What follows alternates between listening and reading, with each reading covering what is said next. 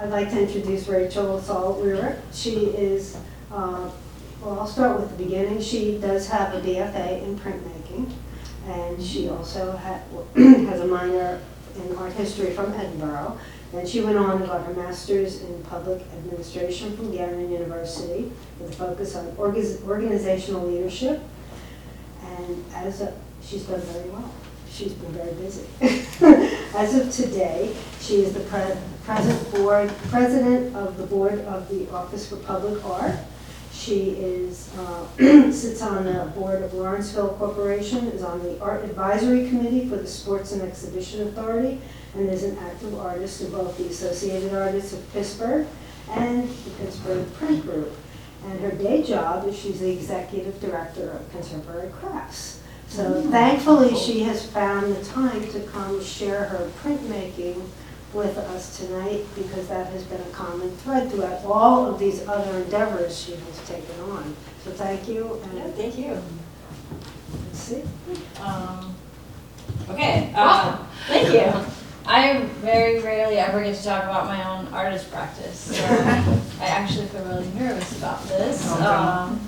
Thank you. I can skip this slide about my background, and I'm just gonna, I guess, dive in to my printmaking practice. So when I studied printmaking originally, I started with intaglio, and I pretty quickly wanted to figure out how to make abstract work. So I was trying to figure out, even by doing representational imagery, how could I translate that into abstraction?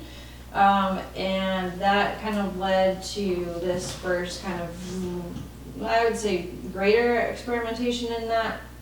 I did a residency at Warren Wilson College, and I made this series of 25 monoprints. So like every single background, of course, was different, and then I laid an intaglio plate over each of them and did like these little pieces in the center, kind of chincolade over each of them. So that was a series of 25. And then that, I think, was the moment when I decided that I just didn't really want to make representational work at all, and went into much more abstraction, and also started getting a little bit bigger with that abstraction. So this was still me using the intaglio process. Can you, for those of us who have no clue what that is? Yes, I'm sorry. Oh, yeah. So if I go back for a second, basically intaglio is where you take a zinc plate, or various metal, but I was using zinc, and then you coat it with like this resin, and you take a small needle and you kind of scratch imagery through the resin, and then you put it in nitric acid for, depending how dark you want the line, like different amounts of time. And then for each thing, you kind of take it out, then scratch away some more of the resin, and then put it in. So the longer it's in, the darker the line, the less it's in, the lighter the line. So everything that's in black was etched in acid, and then you take that plate and you rub ink into the recessed area, and you use kind of like a material from the wedding, like a wedding dress, like the tulle. I never get that word. Yeah, and kind of like rub away the ink, so it only sits down in the recessed area, and then you run it through a press, and the paper goes down and kind of embosses and pulls the ink out of that. So what I was doing was still using the zinc, but putting an oil-based ink on it, and then using mineral solvents to basically get where the ink is kind of pulling off of that. So also not incredibly friendly to your lungs, the environment, all of the other things. But I found that I really liked like the ink viscosity, or the way that it was working, doing that. So I kept working in kind of this abstract way, but I started making some variation in size. So then these are much smaller, of course, it's a book. So then I also started dabbling kind of in book art. So Kim, you had asked, did I just keep doing printmaking? And this was right at a point when I had tried to actually work in a print studio, but I couldn't really handle the monotony, and I was printing other people's work instead of my own, and I was getting a little bitter at like, how am I spending my time? So that's when I pulled back and started making these really tiny pieces for myself. And again, I tried that, should I think about representational work, these were invitations for like a wedding, so it was like the rose window from a wedding or from a church. But it just wasn't really for me, which was also around the time of like really focusing myself into administration in terms of my day job and deciding that actually being a printmaker full-time probably wasn't the path that I was going. So that's when I just fully accepted I'm going to make abstract work. And I also went back to kind of explore what process I was going to use. Of course, you know, when you're putting a studio in your own home, you also make different decisions. I didn't want to be using minerals, solvents, and oil-based ink and having to smell it and breathe it nonstop.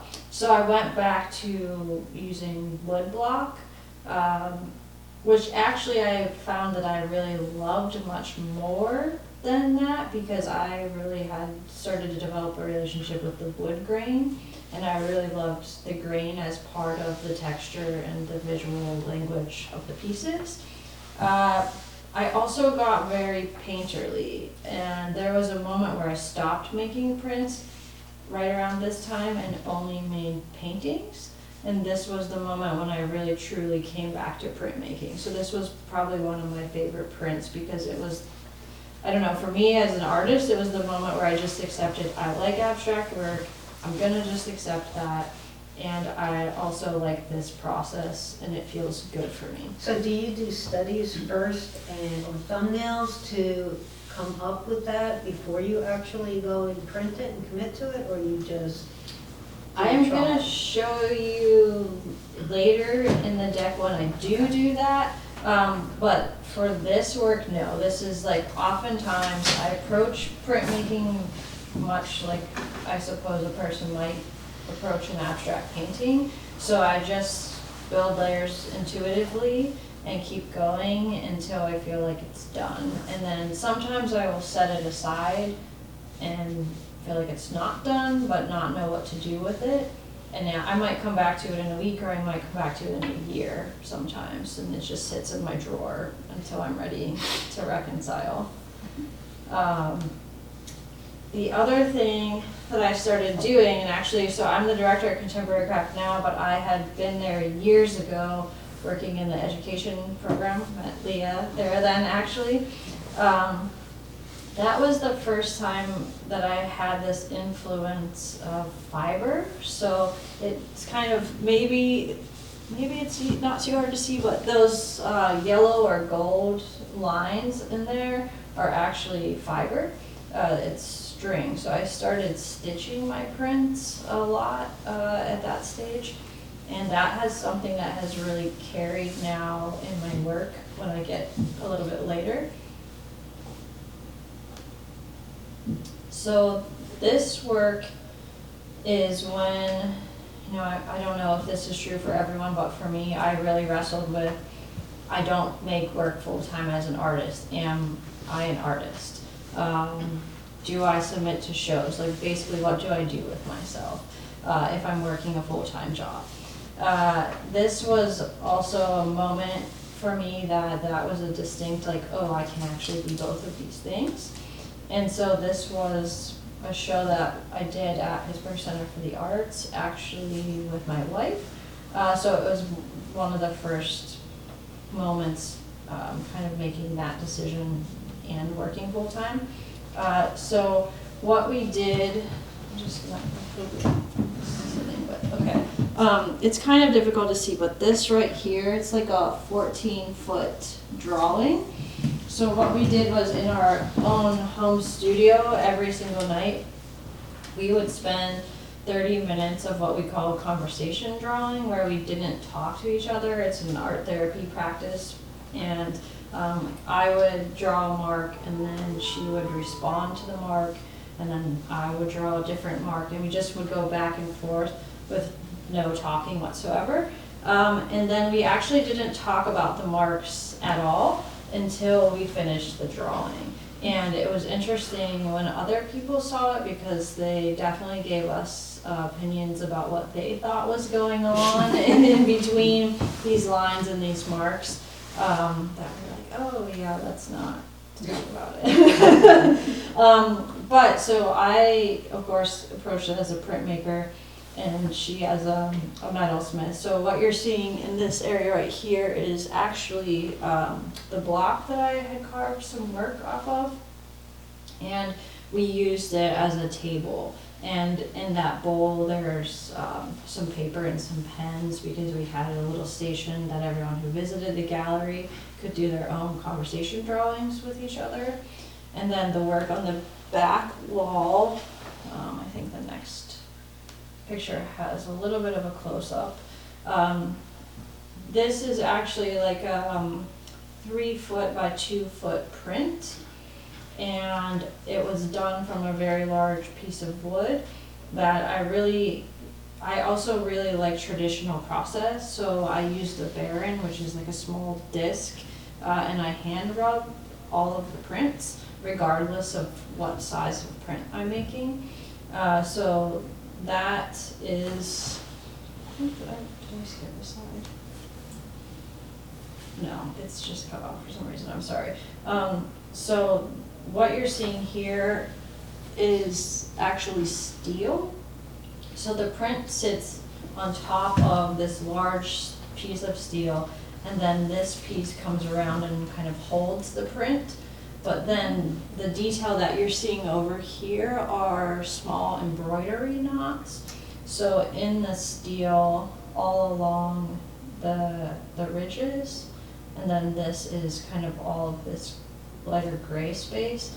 We actually drilled holes in the steel, and then I went through and stitched the print onto the steel and created these embroidery knots, kind of like instead of using a glue or something to hold it onto the steel. So that's a magnified piece of... Yeah, this is like a magnified part of like this section right there. So there's basically hundreds of embroidery knots. And when you say embroidery knots, did you just use like a standard French knot type of thing, or come up with your own knotting to? I mean, yeah, I just kind of, nothing is necessary technically as it probably should be. So yeah, I just came But up. it held it all together. Yes, yes. So then when is that classified, just as multimedia? When you put a label on it? Which I think- Yeah, so we call our work together sculptural prints. Oh, okay. I suppose most people would call them mixed media. So Yeah. if you make the knots, is that paper? How do you get the thread, or what do you make the knots with? Thread? Yeah, so And how do you, is it through paper? there's a hole that is drilled through the steel. Repeat and then that, please. There's a hole that is drilled through the steel, and then on the Oh. paper, use like an awl. Got it. And then poke the hole to I just didn't know correspond. how you sewed those through there. Yeah, so then it's laborious. So then I take the thread and, put a knot in the thread, pull it up through the steel. And there's actually 2 holes, because then you come up through one, do the wrap, kind of knot it through itself, and then come back down through the other hole, and then on the back end, tie off the knot. Okay. I got you. And Yeah. are they, what's the size of the piece? Like how It's heavy is it, is what I'm 3 wondering. feet. These were heavy, so this was our first attempt at this. We made these 3 really large pieces for this exhibition. Yeah, so there's this 3 on the back wall. Yeah, they look like they'd be like, what, 3 by 5, 3 by 6, something like that. These ones are 3 foot tall by 2 foot wide. Okay.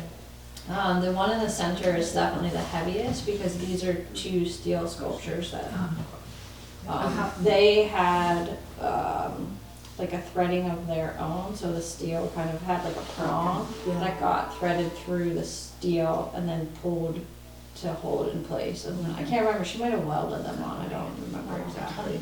because of the paper. Done. So from there, Jeez, man. yeah, there's kind of a close of those little knots. So from there, I made a series of my own prints again, and these were essentially monotypes. And the circle at this point started to become something that carried through my work, and I kept, again, layering, but I was trying to tighten my layering a little bit to start thinking about how I was delineating space. At this point, I would say also I was working at the airport in public art, and I was really interested in the way that people were confined to space, but then also given kind of like space to dwell. So that was kind of like the background of what I was thinking. So then Katie and I, my wife, started preparing for our next exhibition, which is where your question about sketches comes in. We decided to not work exactly the way that we had worked before, but to try and carry some of those concepts through. So I wanted to really focus on how am I creating space, how am I continuing the use of a circle, but how am I introducing these really tight angles that started to become important to me. And Katie was really focused on the domestic, and she wanted to figure out how to bring in elements from our house or our life together. So in these sketches, like the repeating pattern that you see is I had taken a photograph of one of the rugs in our kind of sitting area and just completely desaturated it so that all that was left was the outline of this pattern. And then I ran a screen print over a bunch of sheets of paper, and then I treated these individual mono prints as sketches for like where will we go with the work from here. And where we went is derivative, but probably if you saw those sketches, you might not have imagined this work. So you start to see the pattern that she's developing in these. So what's happening is, in this piece, the blue square that you're seeing is a piece of steel that has been kind of bent so that it can then be hung. And she's heat treated it so that that blue is like a patina, like a heat patina that comes from putting a chemical and then like using a blowtorch on it, essentially. And then this was a real moment in our process together, maybe our relationship. So I made prints, like I made really large prints. And then Katie said, what if I cut them all up? What do you mean, what if you cut them all up? But what happened was they did get cut up, but then they got folded. So each of these triangles that you're seeing, it's actually a paper sculpture that has been folded into a triangle. And then we glued magnets on the inside as they were being folded. So then they sit on top of the steel. Then on some of them that felt a little less like cut up, we made decisions on areas where she could cut from the print so that it was able to have like some language of its own, but also that I was able to maintain components that were important to me within the print. So what you start to see, like each of these patterns in one way or another comes from something in our home. So that's why they are the patterns that they are. So those come through in each of these areas. So again, here's one that has kind of like they're cut and then folded up to create the pattern, and then here again, they've been cut, sculpted, and then put on. It's been interesting. We sold all of this work, and it's been interesting, like some of the people who have bought pieces that we know if we go to their homes or something, Some people leave them the way we arranged them, like this one though. I remember the first time I saw it, he had like completely rearranged it. But I mean, it's fine, like, you know, you saw your work, so like, I mean, we made it movable, so that was a lesson. Maybe like took parts apart? So How because would these you are rearrange that magnets, if it's all, They're magnet. Because it's So magnetized. it's like rearranging your refrigerator. yeah, yes. yeah, but it's okay. But I mean, whatever, you know. I got you. So then I came back to sketches again because we went on a trip to Iceland and we were starting to work towards another collaborative exhibition. This one was at Rearick Edwards in Lawrenceville, and it was meant to be reflective of our time in Iceland and our time traveling. Again, there was this correlation that we were drawing between like kind of the cold and yet warmth of a home. So I was really taken, I am really taken by basalt in general. Iceland has these really beautiful basalt formations. And so then I started thinking about how to introduce color into that, because what had happened was for a long time I completely left color.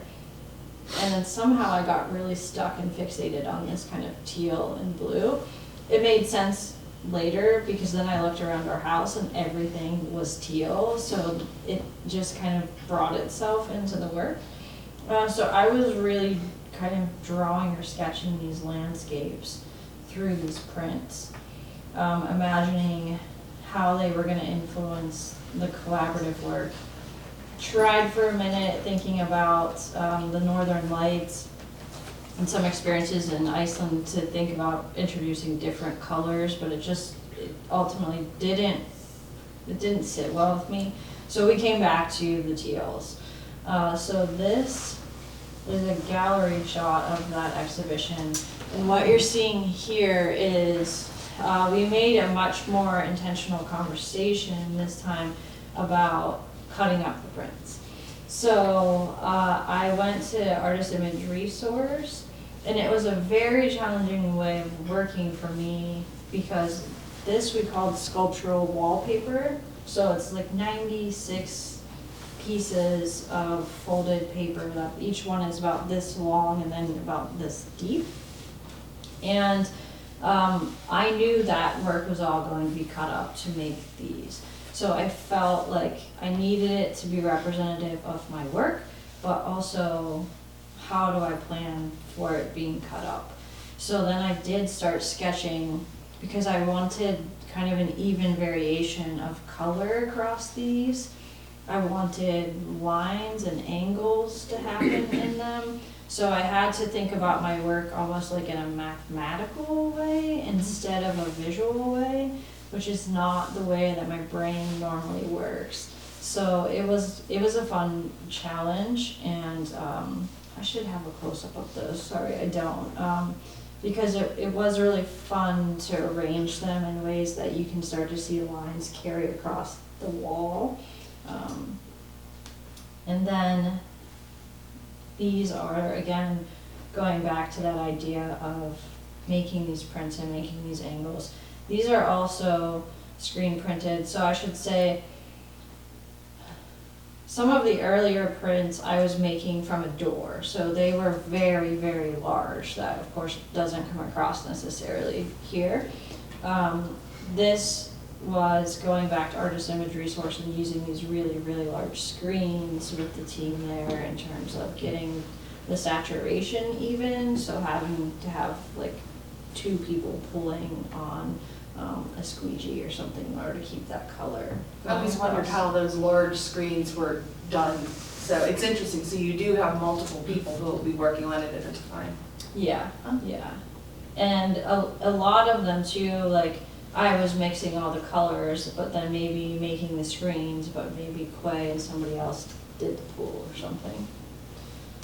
And so then, this is Katie's work right here. And then this is, of course, my print. So what we did was we made this series of smaller work.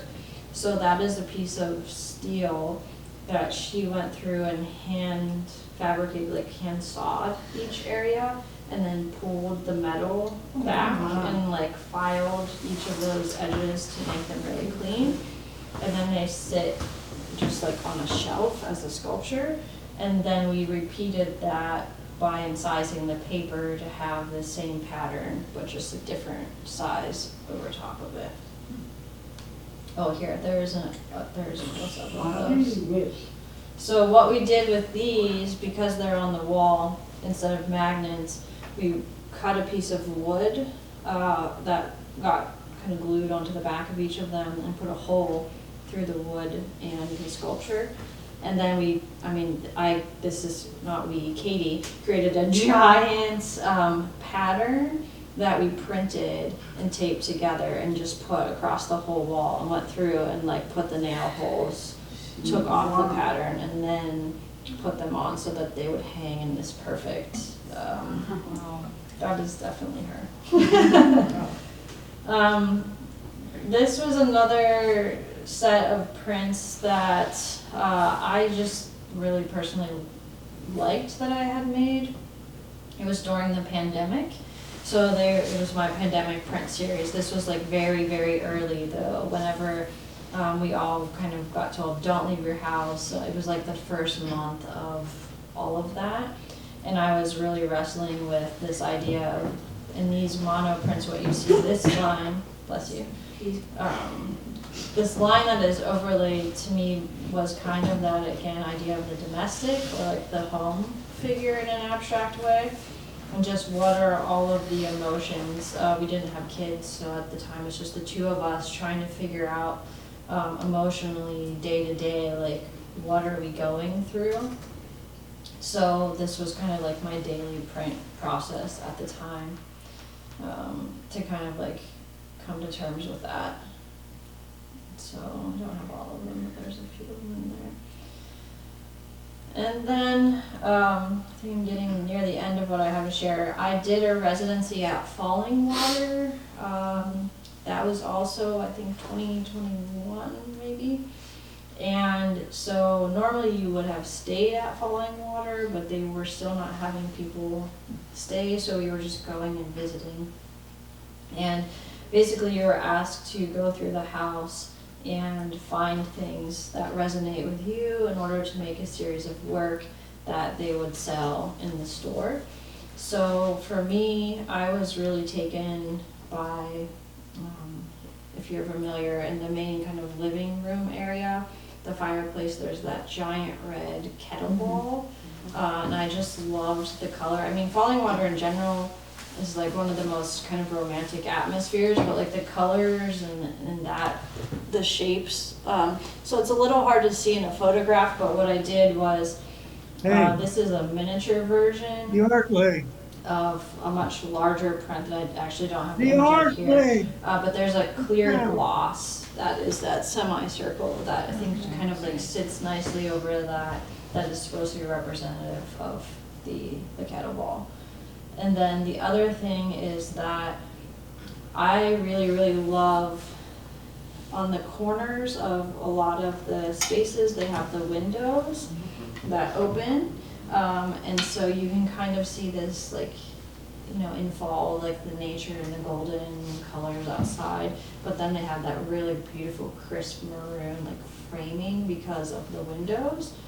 So this is this idea of like the abstracted window, or from an architectural plane, if you're staring like at the corner, how that sits.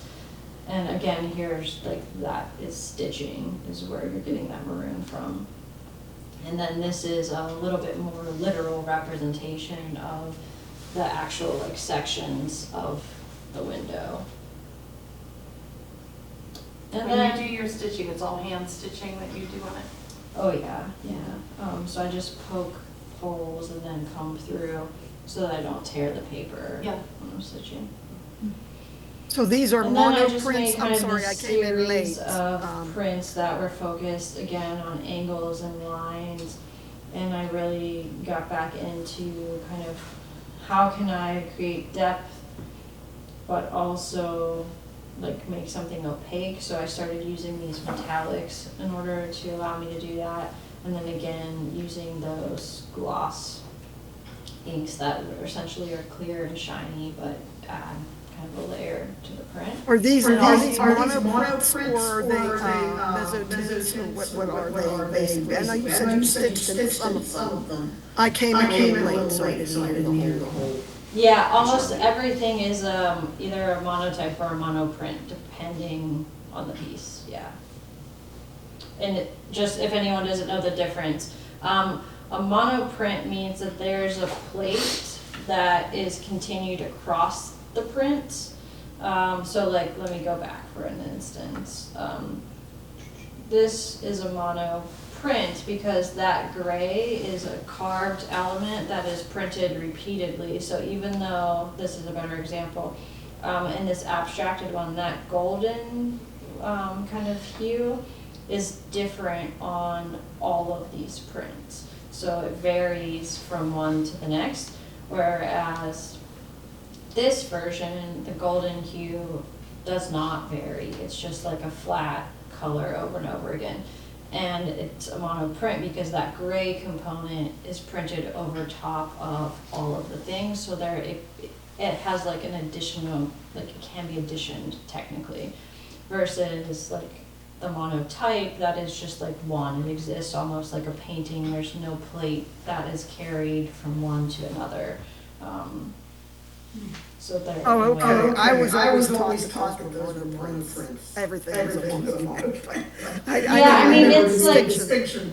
yeah, it's a nuance, but I don't know if it really matters, yeah. So that's all I really had to share about my own practice. I just had to work at AAP, I think, for the 114, which is like, it sounds very similar to what you were just talking about, where you put up the work, you can buy it and take it off the wall. No, that's right, that's the other show that's going on right now. AAP has its 114 at the Ice House. Yeah. And that is, they're gonna have stuff up through January. So there's 2 releases of the artwork. They had the first one last Saturday, Friday, Saturday. And the next one will be coming out, I think it's December 5th. So something like that, one of the. I was in the first half, so I don't know what it's like. Okay, but you can like go online also with the AAP and they have everything, you know, it's an online sale as well. But everything's $114 because it's their 114th year. Yeah. Where we got our idea for the 55. Where's the ice though? It is in Lawrenceville, 43rd? Yeah, but where? 43rd Street. Oh, is it down in the basement? No. No, they took over, they have a whole building there. It used to be the Ice House in Pittsburgh, but down on 43rd Street, it's on the right-hand side. 43rd Street Gallery. Yeah, I know Lawrenceville really well, but I'll have to further down the street. Yeah, okay. Yeah, but I mean, they have a really nice show going on there. And then just to kind of close it out, because I felt like, why not share if you don't know? Please. So I am the director at Contemporary Craft. It is in Lawrenceville. This is the building. And we have a variety of things. So we have a retail store. We show work from national, international, local, regional artists, so kind of the whole mix of everyone. The store is kind of that mix as well. We do everything that is traditional craft material, so contemporary art made from wood, metal, fiber, glass, or clay. And then we have an exhibition space that we just recently started a triennial regional show, so that we have a commitment to regional work. We are looking at the potential of adding a small regional space that's always dedicated to regional work. And then this is an image from our last Fiber Art International, which the newest one is coming up. 2025? Yeah, I'm gonna get the date, May. Is it May, June. I think Yeah. we open the end of May, Brew House opens June. June, Yeah. so right around there.